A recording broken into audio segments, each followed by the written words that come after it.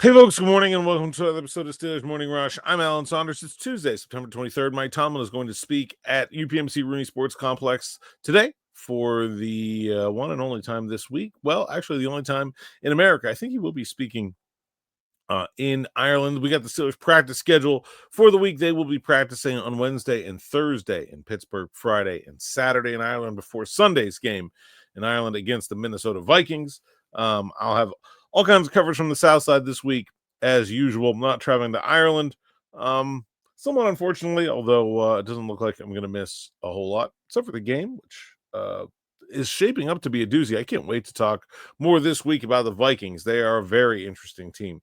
I want to talk about TJ Watt today, though. We talked to TJ yesterday, and it was a good game for him. Got the forced fumble, got a sack, fumble recovery. Really looked for the first time this year like the player we are expecting TJ Watt to be in terms of a difference maker on this defense. What changed? Schematically, nothing. The Steelers played him on the right side a couple times. They moved him into the middle a couple times on a stunt or a twist. None of that has gone very well. TJ admitted yesterday when I talked to him, he is just a significantly better rusher on the left side. And that's true. He is way worse anytime you move him anywhere other than that. And the Steelers know this. There's just this idea that the Steelers were going to move TJ Watt around and that was somehow going to be the thing that helped him or fix this defense or stop teams from double teaming him was never going to be the case. First of all, if he's being double teamed with a running back, it makes no difference what side he's on. The running back can just as easily go chip him to the left as he can to the right. If they're using a tight end, the tight end can just as easily follow him across the field, or they can flip the play. If the tight end was already on TJ's side and they're running, weak side, do you move TJ over? Now you're going to run strong side. There's no difference to the offense moving TJ Watt around. It doesn't do anything to an NFL offense that is going to confuse them or hurt them. It just hurts him. He's not as effective. There's a couple clips online I've seen going around. He looked bad on the right side, if I'm being honest. He did not look like himself. That is not the answer. And neither is moving him inside. And I know when people say, well, Cleveland Browns do that with Myles Garrett, and that's true. Myles Garrett is 285 pounds. TJ Watt is maybe 250. He is a pure speed rusher. He will get there with speed, or he will not get there with speed. But trying to have him do other stuff, lining him up over the A gap, moving him to the inside. Look, it's fine to have a changeup. Those are changeups. You try to catch somebody off guard. Just give them a little bit different look and maybe you confuse them. You're not going to confuse NFL teams more than a handful of times in a game. And a changeup, if you follow baseball, doesn't do anything if they're teeing off on your fastball.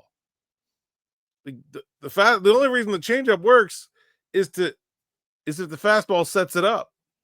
If TJ Watt's not doing anything, they don't care, right? If you move him.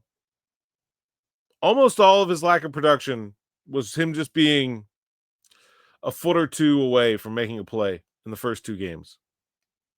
I don't know if what caused that, if it's random, if there is a cause. But he certainly looked like himself on Sunday. And I don't have any concerns about TJ Watt going forward, but we really need to put this narrative to bed. I'm very glad in one way that I have the tape from that game of TJ playing on the right side so I can show people who say, just move him over there, it'll fix everything, as if, no, it will not. And I thought TJ had a really good point about the charts that I'm sure you'll seen about every team running away from him. He said, look, if we're making them one-dimensional, that's a good thing. It should be. The linebackers need to adjust to the reality that they're only going to go to their right and not to the left, and then not over pursue when they get over there, like Cole Holcomb did on that fourth down. But I just think there is no fix for that, except for the players involved to play better. I think Derek Harmon will really help. Keanu Benton playing better would help. Peyton Wilson playing better would help. If Cole Holcomb can get back to his former level of play, I thought he was an improvement over what they were getting from Wilson, but probably not a significant one. This team is good enough to roll out its defense and Tell them where they're going to line up and play good defense. They don't need to be fooling anybody if they're playing the way they're capable of playing. And that is the thing that is not happening that needs to happen for the Steelers defense. But yeah, moving TJ around is not an answer to any problem. And that game absolutely proved it. All right, that's all I got for today. More on the afternoon drive, me and Smitty, right here on your YouTube channel and in your audio feeds at 6 p.m. We will have tomorrow a night shift with Joe Morrison, and then keeping rolling through our normally scheduled week of programming. So until next time, thanks for listening, thanks for watching, and enjoy.